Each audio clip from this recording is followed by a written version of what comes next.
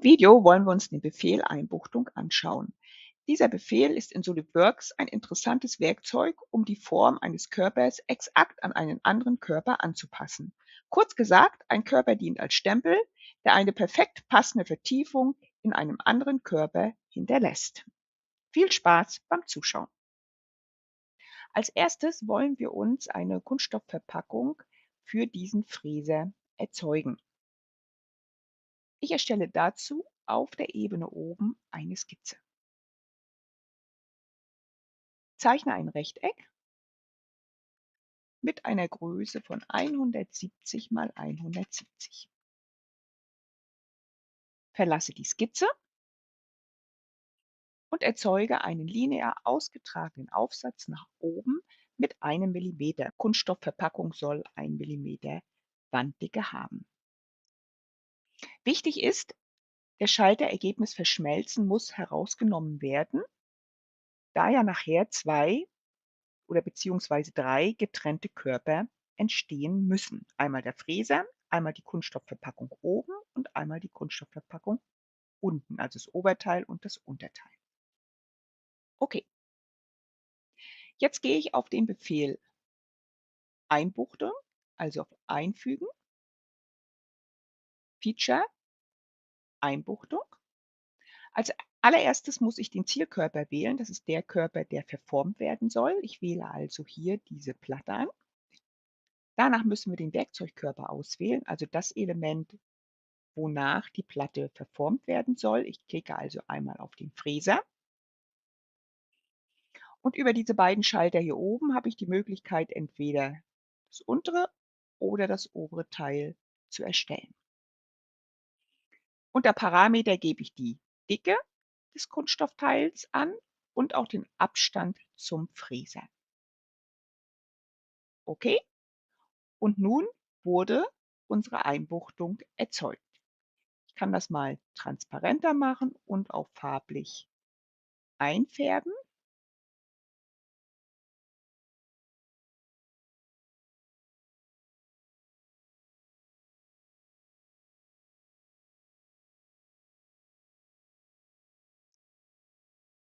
Jetzt haben wir oben im Ordner Volumenkörper einmal unseren Fräser und einmal die Einbuchtung. Man könnte nun auf dem gleichen Wege nochmal so eine Einbuchtung erstellen.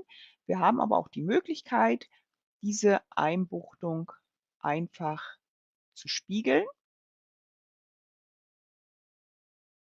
um die Ebene oben als zu spiegelnder Körper. Volumenkörper verschmelzen sollte allerdings nicht eingeschaltet sein. Ich bestätige den Befehl mit OK und nun haben wir einmal den Fräser, einmal das Kunststoffteil oben und das Kunststoffteil im unteren Bereich. Über die rechte Maustaste in neues Teil einfügen hätte man nun die Möglichkeit, beide Hälften als separates Teil abzuspeichern und später dann in der Baugruppe zusammenzufügen.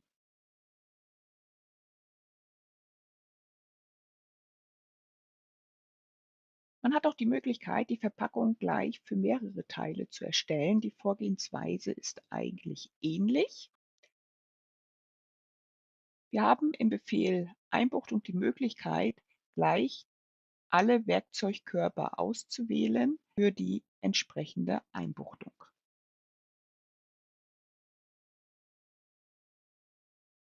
Eine weitere Möglichkeit für den Befehl Einbuchtung besteht darin, dass man zum Beispiel, wie wir hier sehen, in der kleinen Fernbedienung, das ist ein Schalenelement, dort eine Vertiefung einfügen können als zum Beispiel Anlagefläche. Ich habe hier eine kleine Skizze erstellt auf der oberen Fläche und diese werde ich nun austragen. Ich drehe die Richtung um und gebe mal 2 mm ein. Auch hier ist es wieder wichtig, den Haken Ergebnis verschmelzen herauszunehmen. Okay. Danach wähle ich wieder den Befehl Einbuchtung, wähle das Kunststoffteil als Zielkörper an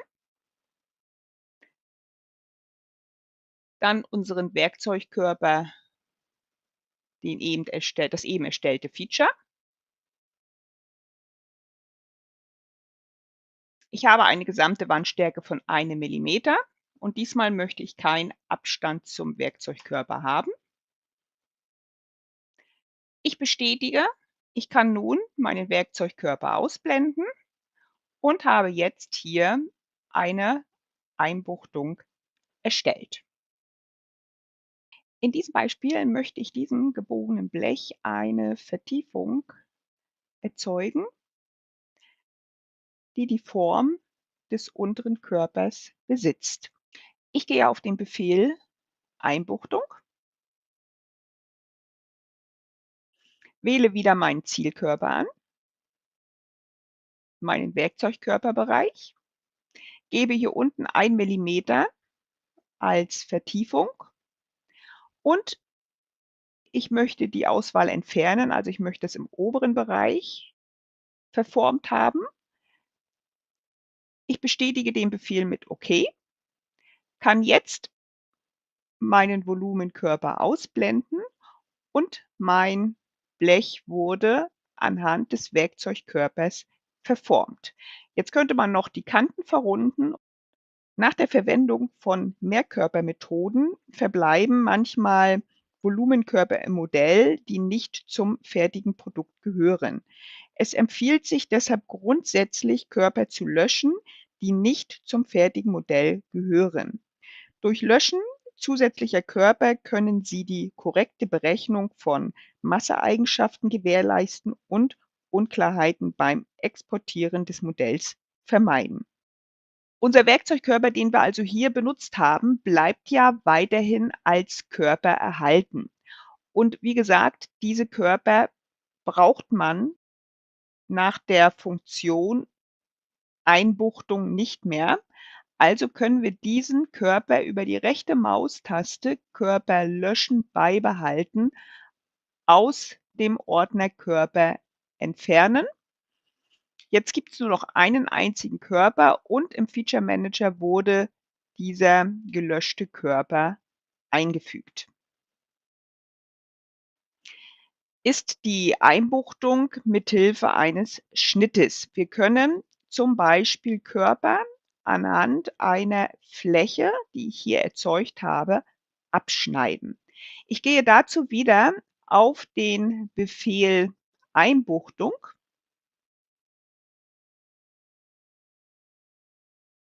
Als Zielobjekt wähle ich das Modell. Mein Werkzeugkörper ist die Fläche und diesmal möchte ich gerne den oberen Bereich der Fläche wegschneiden. Mithilfe der Schnittrichtung können Sie festlegen, welchen Bereich geschnitten werden soll. Jetzt würde der untere Bereich geschnitten werden, nehme ich den Haken raus, wird der Bereich oberhalb der Oberfläche abgetrennt.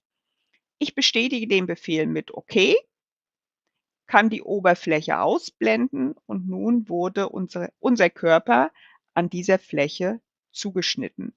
Und auch diese Oberfläche war ja nur Mittel zum Zweck. Diese kann ich auch mit Hilfe der rechten Maustaste Körper löschen beibehalten aus dem Modell entfernen.